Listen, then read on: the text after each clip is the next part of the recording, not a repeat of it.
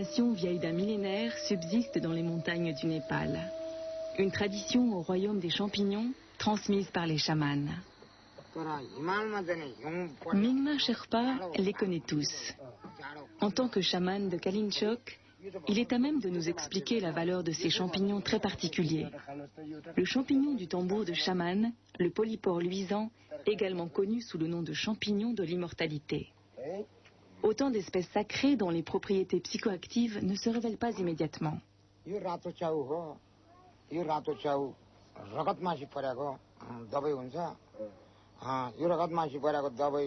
J'utilise ce champignon pour venir en aide aux personnes malades.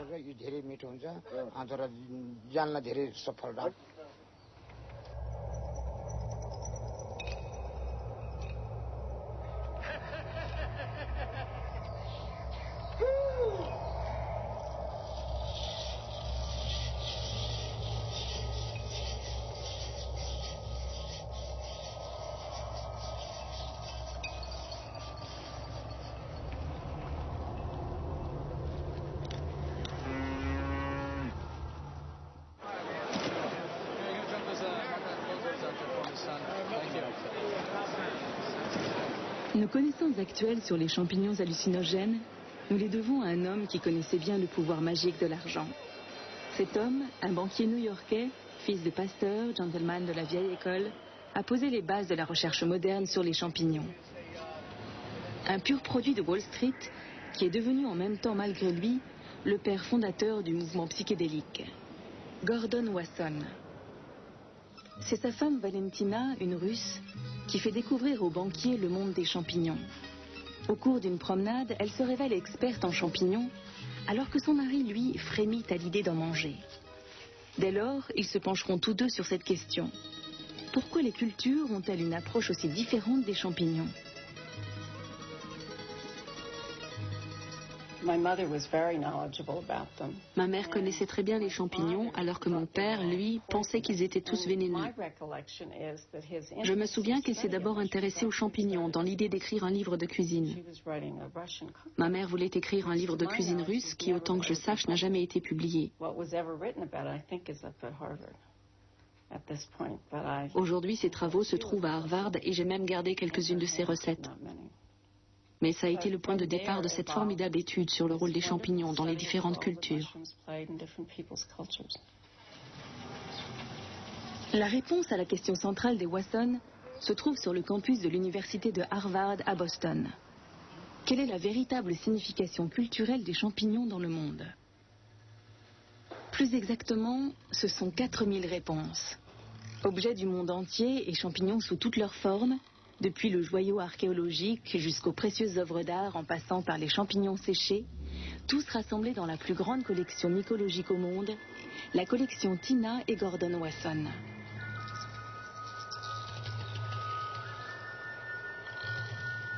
Cette collection reflète une passion et livre pêle-mêle les éléments d'une recherche digne d'un détective.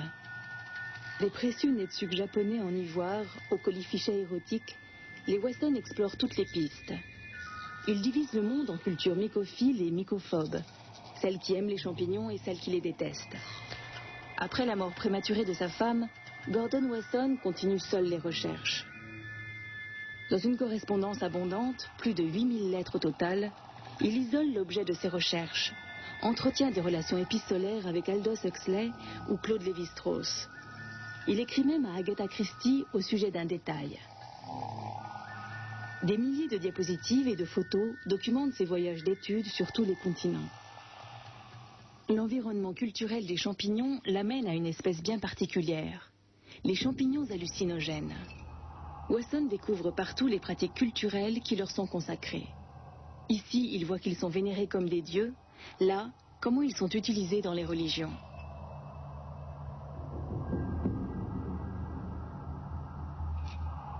C'est l'amanite tumouche qui attire d'abord son attention. Dans la culture occidentale, ces champignons sont considérés comme vénéneux.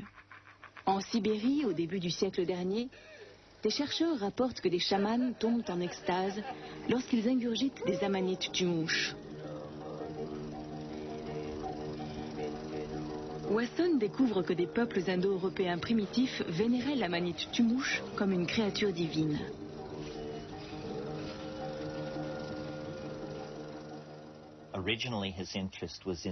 À l'origine, il s'est intéressé à la manite Tumouche ou Amanita muscaria.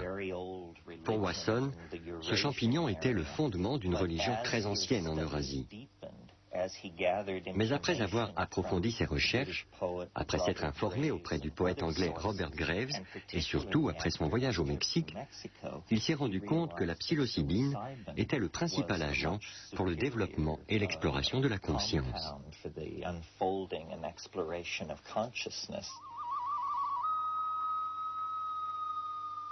Le champignon à l'origine de la religiosité? Au Mexique, Wasson trouve de nombreux documents en faveur de cette thèse, et pas seulement dans le passé.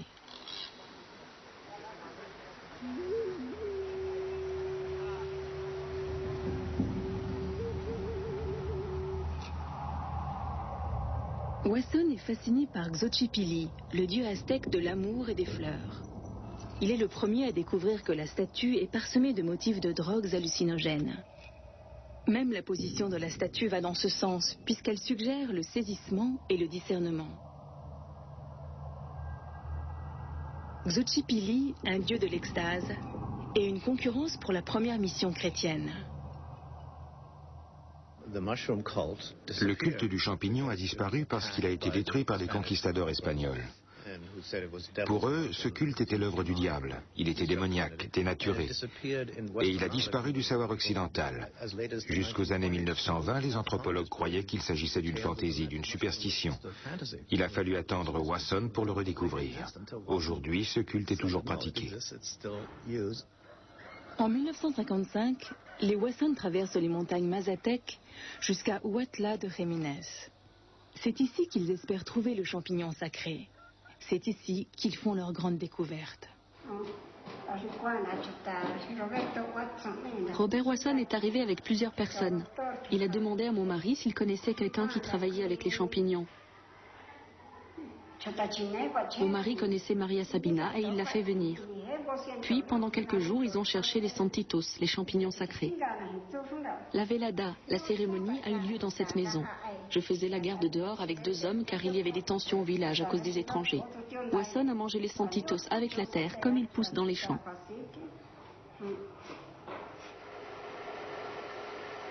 C'est Maria Sabina, la chamane mazatèque, qui donne les champignons à Gordon Wasson. Ainsi, en 1955, il est le premier blanc à pouvoir participer à une telle cérémonie, la velada de la chair des dieux. Il faut les consommer comme on les retire de la terre, avec la saleté et tout ce qu'il y a dessus. Parce que si vous en jetez un morceau, les petits lutins vous demanderont plus tard « Où sont mes pieds? Pourquoi ne m'as-tu pas mangé en entier? Va chercher le reste de mon corps et mange-le. » Maria Sabina initie Wasson à l'usage des champignons hallucinogènes mexicains. Une velada. Entourée d'amis et de parents, la chamane ingurgite les champignons hallucinogènes. Ils sont censés lui ouvrir la voie du divin, déployer leurs vertus bienfaisantes. Traditions chrétiennes et mazatèques fusionnent en un rituel qui dure toute la nuit.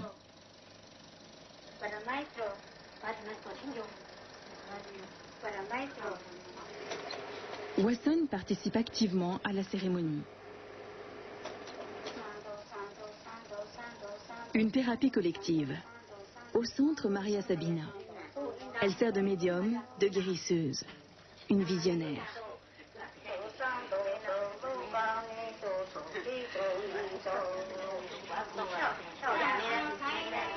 Le champignon les anime. Dieu parle à travers lui, révélant aux malades leur vérité. Maria Sabina, la curandera, la guérisseuse, leur vient souvent en aide. Elle prononce les paroles bienfaisantes. J'ai connu Maria Sabina. C'était une poétesse, une femme capable de créer une atmosphère merveilleuse par ses incantations et sa poésie. Je la revois frapper dans les mains et dire « Je suis la femme araignée, je suis la femme terre, je suis la femme lune, je suis la femme pluie, je suis la femme reine, je suis la femme chien, je suis la femme soleil, et ainsi de suite. » Elle crée une ambiance fantastique, empreinte de poésie et de communion.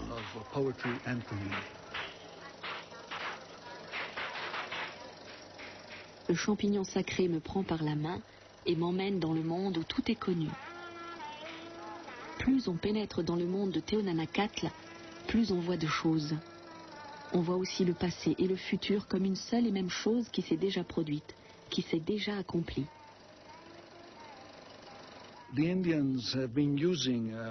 Indiens utilisent les substances hallucinogènes et les champignons depuis le début de leur civilisation. Cela ne fait pas partie du monde moderne. Pour eux, cela fait partie de leur culture ancestrale.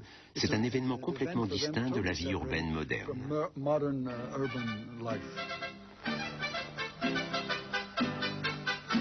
Après avoir découvert cette culture toujours vivace, Wasson veut tout savoir sur les champignons hallucinogènes du Mexique. Pour ce, le célèbre mycologue français Roger Haim doit l'aider. C'est lui qui a identifié sur le plan biologique certains champignons qui n'avaient pas été étudiés jusque-là.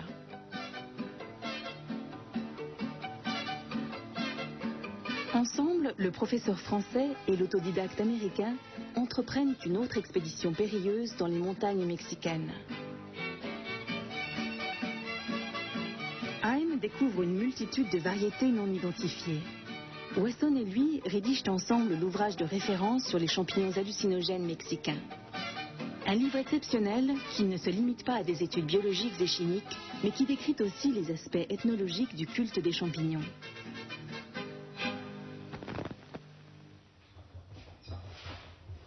Toutes les notes, tout l'héritage du professeur Roger Haim est conservé dans les archives du Muséum d'histoire naturelle de Paris. Ici, on trouve aujourd'hui encore des champignons séchés qui proviennent des expéditions des années 50 au Mexique.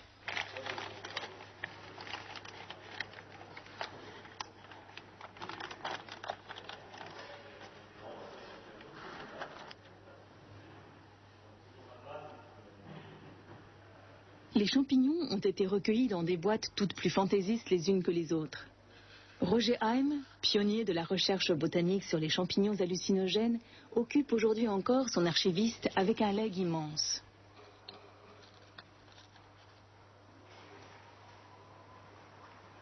C'est vraiment son apport à la fois morphologique, développement du champignon, connaissance de la culture de ce champignon éventuellement, si on peut arriver à progresser dans cette voie. Et c'est un apport donc indirectement, mais sûrement, à la systématique de ces champignons. Parce qu'il faut bien comprendre que c'est dans la connaissance du développement de ces organismes qu'on arrive à les placer dans tout l'ensemble de la nature. Mais l'ambition de Haim ne s'arrête pas là. Une fois les propriétés botaniques identifiées, il s'agit de percer le secret des champignons merveilleux des montagnes mexicaines, de découvrir ce qui met les hommes dans des états aussi étranges.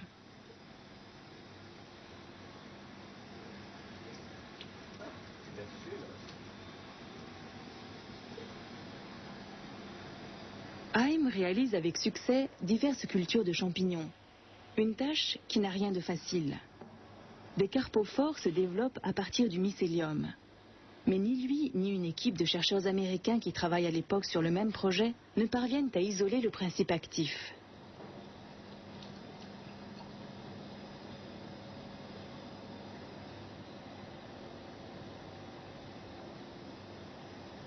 Seul un homme pourra les aider. Il s'agit d'Albert Hofmann, chimiste au laboratoire suisse Sandoz.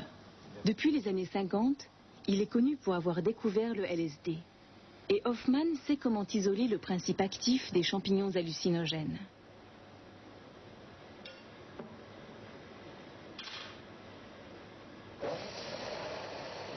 Diese Aktstoffe sieht man nicht im Tierversuch. On ne peut tester ce genre de substance sur des animaux. Il faut faire l'expérience sur des hommes. Ces substances agissent sur la conscience. Et chez les animaux, la conscience, enfin, ce que nous appelons conscience, est très peu développée. C'est pourquoi, dès que les champignons sont arrivés, j'ai fait une expérience sur moi-même. Et avant même de commencer mon travail d'analyse, la première chose que j'ai vue, c'est que les champignons produisaient les mêmes effets que le LSD. Je connaissais le dosage. J'en ai avalé 12 paires. C'était la dose qu'utilisaient les Indiens. Et j'ai vécu une expérience très forte, tout à fait comparable au LSD. Hoffman découvre que le modèle moléculaire du LSD est très proche de celui de l'agent du champignon. Il vient d'isoler la psilocybine. Au microscope, Gordon Wasson peut lui aussi reconnaître la psilocybine à travers sa structure cristalline. Un travail d'équipe fructueux. Pour les trois chercheurs, si vous voulez, qui ont travaillé en synergie, si on peut dire, ça a été pour mon père l'aspect botanique, pour Wasson l'aspect ethnographique, et pour Hoffman l'aspect proprement chimique. Alors les trois ont trouvé dans cette découverte la possibilité de poursuivre leurs propres travaux personnels dans leur spécialité. C'est ça qui a été évidemment très constructif en tout cas. En collaboration avec Hoffman, Wasson étudie le champignon comme fondement de la religiosité, y compris dans l'Antiquité. Ainsi, une fois par an, des mystères étaient célébrés à Éleusis, en Grèce. On sait que les pèlerins buvaient une potion qui leur donnait des visions. Ils croyaient voir Dieu. Wasson est persuadé que dans la potion, il y avait un champignon qui provoquait l'extase religieuse au cours de ces rituels.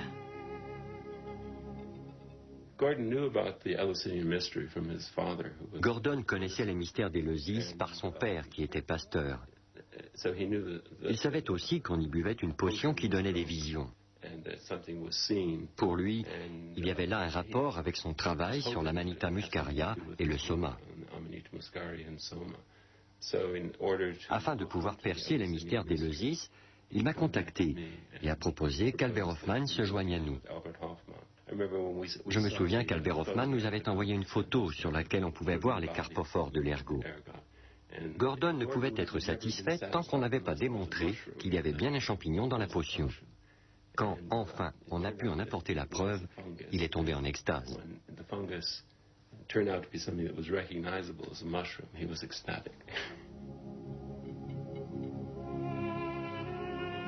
Il était formellement interdit aux pèlerins, sous peine de mort, de faire état de leurs expériences. Ce sont les reproductions de céréales qui mettent Wasson sur la piste. Albert Hoffman, qui quelques années plus tôt avait extrait le LSD du champignon d'ergot, confirme les soupçons de Wasson. Les mystères extatiques et dionysiaques sont enfin dévoilés. C'est un rituel qui repose sur les champignons. Ah, maman, je suis bien. Je suis bien. Ah oui, très bien. Très bien.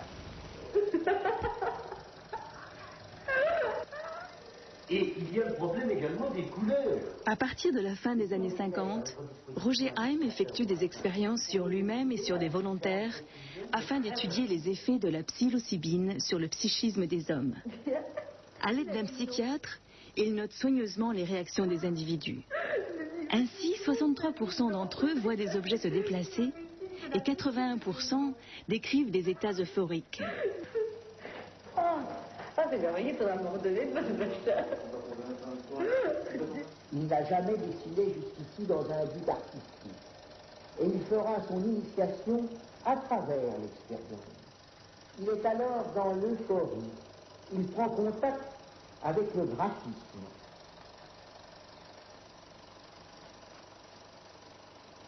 Cet individu a recouvert les murs de son appartement de visions étonnamment artistiques, et notamment de motifs religieux.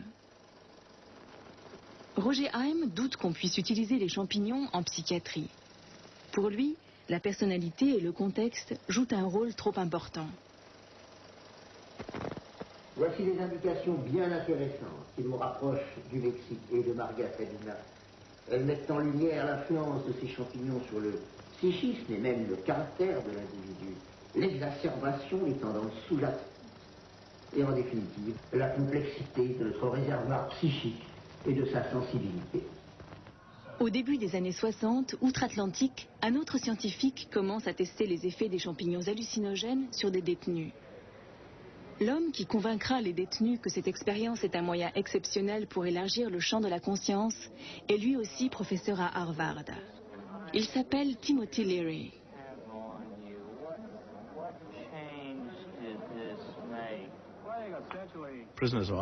À l'époque, on avait souvent recours aux prisonniers pour expérimenter des drogues.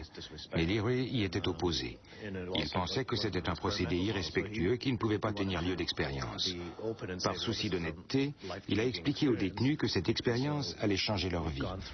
Il leur a dit que nous l'avions faite sur nous-mêmes et que nous voulions la partager avec eux. Que nous allions tout préparer, organiser des conférences dans la prison. Le groupe se composait d'étudiants et de détenus. Nous avons formé 2 sous-groupes. Le premier a pris la psilocybine le matin et le second a assisté à l'expérience. L'après-midi, nous avons inversé les rôles. J'ai moi-même participé à ce projet et j'ai pris entre 10 et 20 fois de la psilocybine dans une prison de haute sécurité. Les détenus ont changé. C'était une expérience nouvelle, pour eux comme pour nous.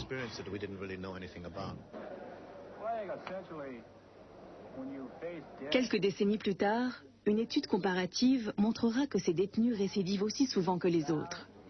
Sans accompagnement psychologique, l'usage de la psilocybine semble discutable. De nombreuses expériences réalisées durant la phase pionnière de la recherche scientifique sur la psilocybine, notamment à Paris, seraient aujourd'hui interdites.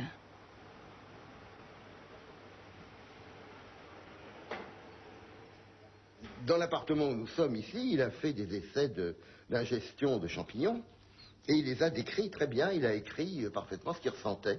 Ça a duré 2 heures. Il nous a raconté son histoire. Ça a duré 2 heures. Ce qu'il a senti le plus important, ce qui était pour lui, c'était que le sol devenait concave. C'est-à-dire qu'il avait l'impression qu'il n'y a pas un sol plat dans l'appartement, mais c'était au contraire très très penché. Il perd de l'équilibre en quelque sorte. Mais Haim ne se contente pas de décrire ses expériences à sa famille. Grâce aux champignons, on peut voir la vie en rose, titrent les journaux. C'est sûr que quand on annonce officiellement un directeur du muséum, le directeur du muséum est à la fois directeur du laboratoire de cryptogamie et en plus un académicien des sciences, a essayé sur lui-même des champignons hallucinogènes, alors ça défraie la chronique. Gros titre dans tous les journaux. Le professeur Haim est sous les feux de la rampe. Lui qui n'avait probablement pas imaginé que ses déclarations feraient perdre leur innocence aux champignons. Ce célèbre article du magazine Life sera déterminant pour leur popularité. En 1957, Gordon Wasson y décrit ses rencontres extatiques avec les champignons hallucinogènes mexicains. L'article paraît dans le monde entier. Pour la première fois, des millions de lecteurs apprennent l'existence des champignons magiques. Ainsi, bien malgré eux, des messieurs sérieux d'un certain âge ont jeté les semences de la révolution psychédélique.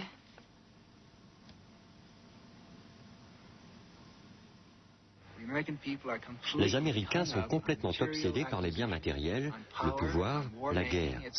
C'est dément que je puisse être ici. Notre but est d'élever le niveau spirituel des Américains. Nous allons essayer de provoquer une renaissance politique et une révolution spirituelle. Pour Timothy Leary, Allen Ginsberg et quelques autres, les champignons sont des substances qui permettent de libérer la conscience. Le LSD n'apparaîtra que plus tard. Nous sommes dans les années 60, l'époque de la protestation. Les jeunes veulent sortir des sentiers battus par tous les moyens.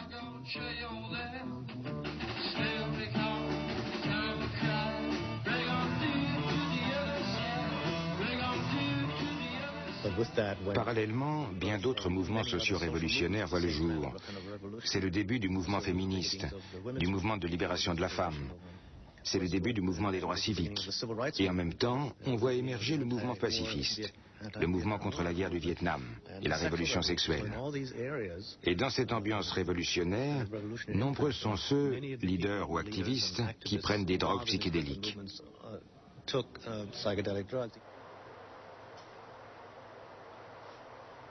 Timothy Leary cherche aussi à prendre contact avec Gordon Wasson. Il veut rallier les grands mycologues à sa cause. Wasson lui répond poliment, mais il prend clairement ses distances. Je pense qu'il se sentait mal à l'aise avec Leary et tout ce qui tournait autour des champignons, parce que pour lui, c'était quelque chose de sacré. Il avait des problèmes avec les gens qui prenaient des champignons comme de la drogue, qui en abusaient.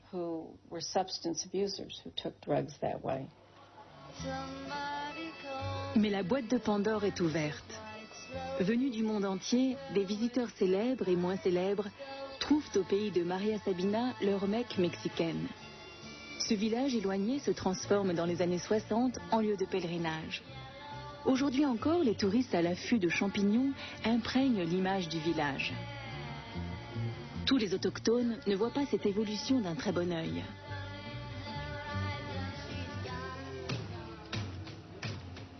Elle est devenue une chamane à la renommée mondiale, Maria Sabina. Mais au village, beaucoup lui reprochent d'avoir livré aux Blancs leur connaissance sur la chair des dieux.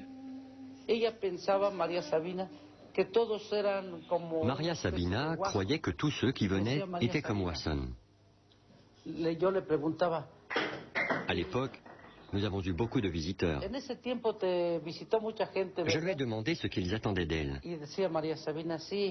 Elle m'a répondu, ils viennent chercher Dieu. Et ils l'intègrent dans leur culture. Maria Sabina, une icône de la génération pop. Elle restera fidèle à elle-même et ne comprendra jamais tout ce tapage. À ses yeux, les Niños Santos, les enfants sacrés, les champignons, resteront un moyen d'accéder à Dieu, une thérapie de groupe. Pour eux, c'est une expérience collective et culturelle. Ce n'est pas une expérience individuelle isolée comme peut l'être la consommation de drogue dans les sociétés urbaines. C'est complètement différent.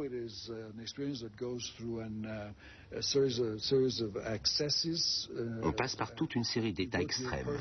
On accède au divin, à son propre paradis, on sombre dans son propre enfer, on est témoin de sa mort. C'est une expérience à la fois merveilleuse et très perturbante. De plus, on est forcé de dire la vérité, en public.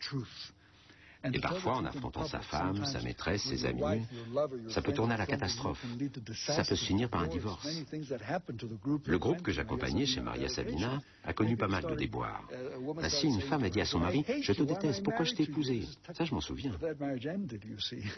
C'est dangereux de prendre des champignons hors de son environnement culturel, dans l'environnement des Mazatèques d'Oaxaca, et d'essayer de se rattacher au mode de vie occidental, européen.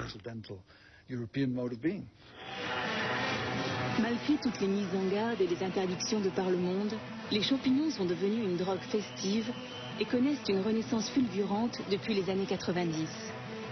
Pour la génération des rêveurs, ce sont les champis, les psylos, et ils les mélangent allègrement avec d'autres drogues. Les grands rassemblements du week-end préoccupent de plus en plus les médecins et les brigades des stupéfiants. L'usage authentique des champignons hallucinogènes ne subsiste plus que dans quelques régions éloignées, à plusieurs jours de marche. Au Népal, bastion des chamans, presque sur le toit du monde. En ingurgitant des champignons, les chamans croient approfondir leur connaissance de la nature.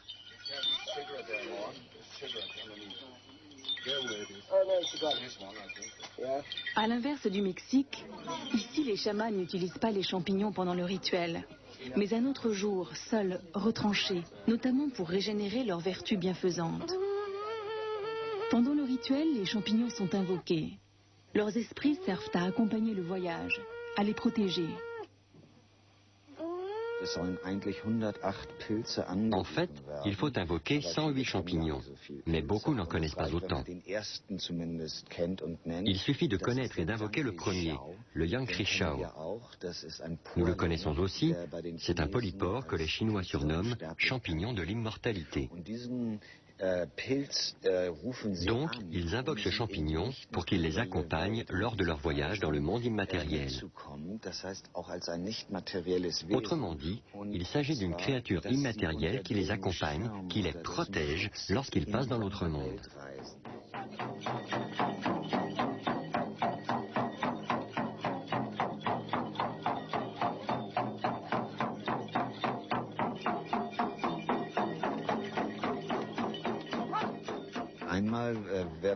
Tantôt, le champignon est un esprit qu'ils invoquent pour être protégés dans une autre réalité.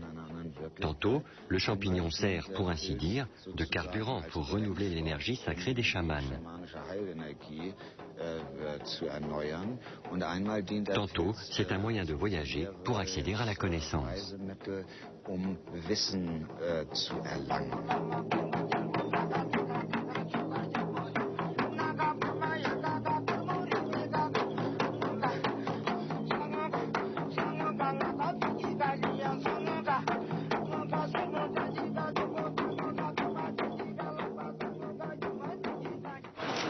Les chamans ont beaucoup apporté aux scientifiques occidentaux tels qu'Albert Hofmann ou Hans Karl Leuner, le fondateur de la thérapie psycholeptique, décédé depuis et assistant ici à un congrès sur l'étude de la conscience.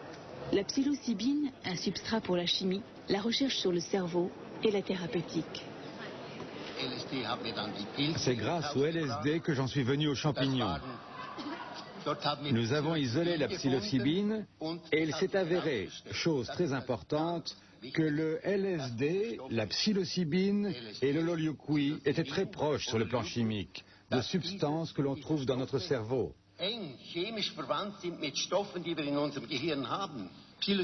La psilocybine se distingue à peine de la sérotonine, un transmetteur présent dans notre cerveau et qui est très important pour notre activité intellectuelle et nos émotions. La sérotonine est si proche de la psilocybine qu'il suffit de retirer l'oxygène pour en faire de la psilocybine. Ces substances ont la capacité de modifier notre conscience parce qu'elles sont très proches de ce que l'on trouve dans notre cerveau. On a souvent expérimenté l'usage de la psilocybine chez des malades psychiques. Ainsi, dans les années 70, le professeur Leuner a obtenu des résultats probants avec des patients qui passaient pour incurables. Nous avons réalisé une étude sur 127 patients. 80% d'entre eux n'étaient pas réceptifs à la psychothérapie. Ils étaient donc incurables.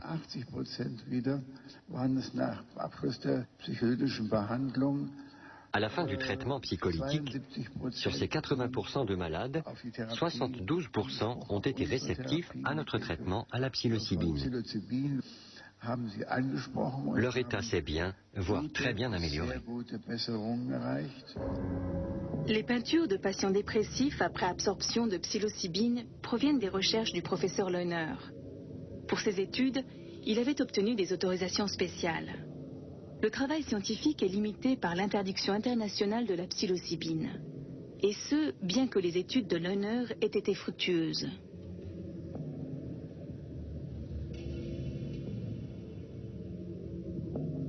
Ici, par exemple, la peinture d'un patient sans psilocybine. À droite, après absorption de la substance. Les caractéristiques principales sont des modifications de la perception. La perception de processus intérieurs, notamment, est intensifiée. De plus, l'émotivité est accrue.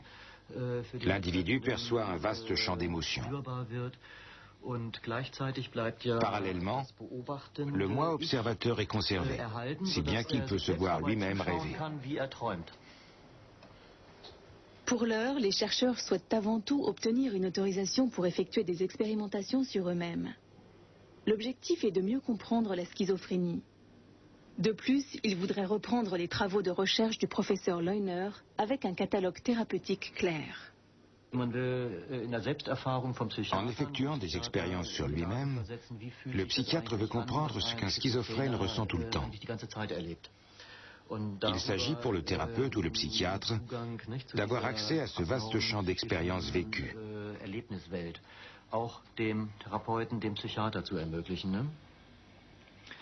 Nous ne voulons pas administrer de la psilocybine aux schizophrènes, mais à des patients atteints de troubles psychiques moins graves. Troubles névrotiques, angoisse, dépression, maladies psychosomatiques.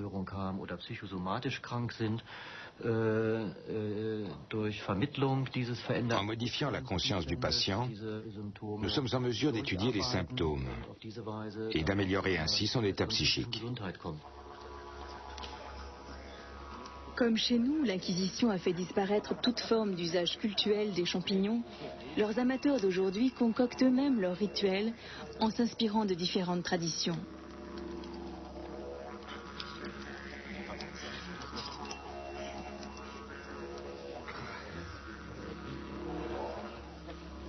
Tente, tipi, une nuit dans la forêt.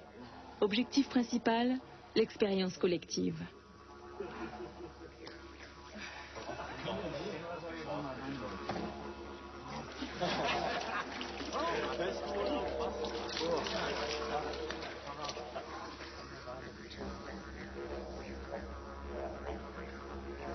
Le rituel des champignons, organisé en privé, s'inspire de modèles mexicains.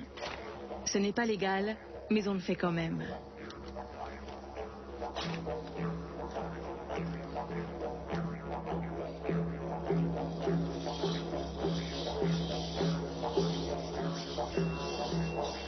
S'il y a une véritable dynamique de groupe, le rituel peut produire des effets thérapeutiques.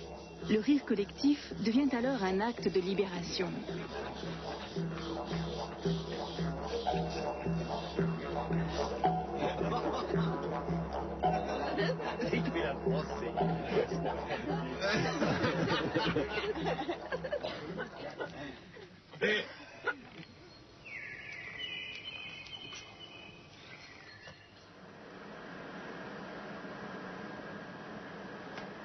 Après avoir avancé pendant longtemps, très lentement, les scientifiques s'intéressent de nouveau ces dernières années aux champignons, à l'instar du Centre de recherche biologique sur la conscience de Villingen en Suisse. Comme ici les lois sont plus libérales, il est possible de tester la psilocybine sur des hommes. Une tomographie par émission de positons montre les effets de la substance sur le cerveau. Cette étude remonte à quelques années, mais on continue à travailler avec la psilocybine.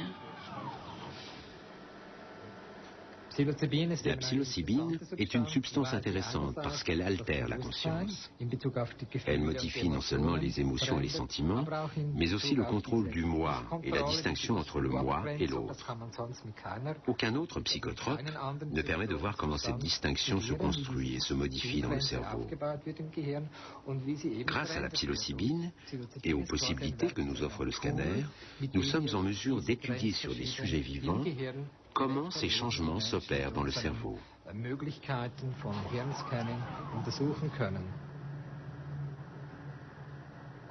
De plus, nous avons développé un paradigme qui nous permet d'étudier la régulation du traitement sensoriel, à savoir comment les stimuli sensoriels peuvent être plus ou moins atténués dans le cerveau.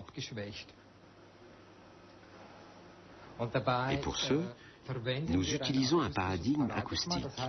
Nous soumettons différents sons au sujet et nous étudions ensuite la façon dont le cerveau traite chacun de ces sons.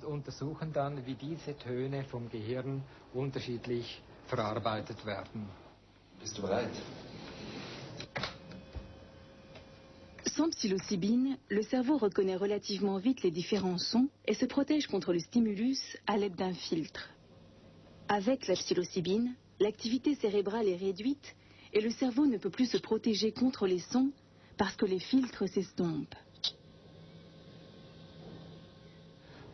Nous avons découvert, et c'est la grande nouveauté de cette étude, que certaines parties du cerveau, comme le thalamus, un noyau situé à la base du cerveau qui lui transmet les sensations du monde extérieur, étaient perturbées.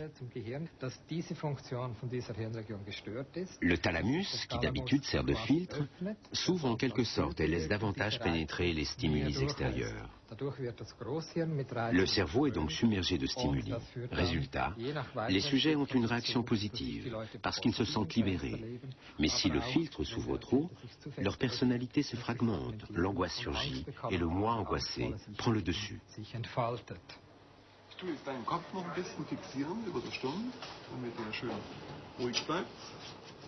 En outre, les études tomographiques doivent permettre d'offrir une meilleure thérapeutique aux malades psychiques.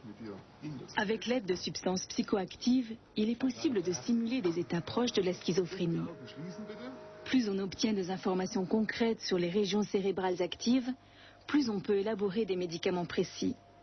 Une mise au repos totale peut alors s'avérer inutile. Mais ce n'est pas tout. Il apparaît aussi qu'à très faible dose, la psilocybine peut améliorer la mémoire et qu'à des doses plus élevées, il se produit l'effet inverse. À l'avenir, nous pourrions apprendre à mieux comprendre ces mécanismes et pour ce, la psilocybine sera probablement un outil précieux.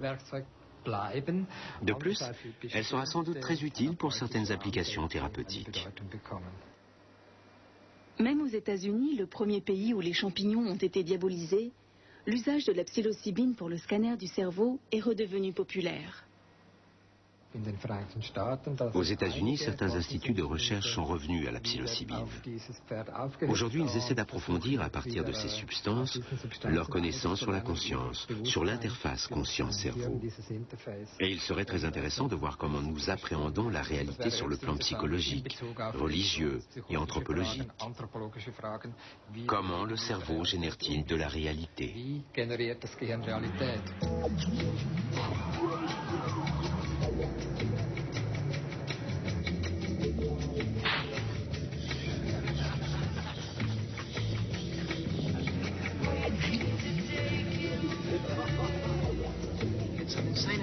Sinus over here. Oh oui, très bien.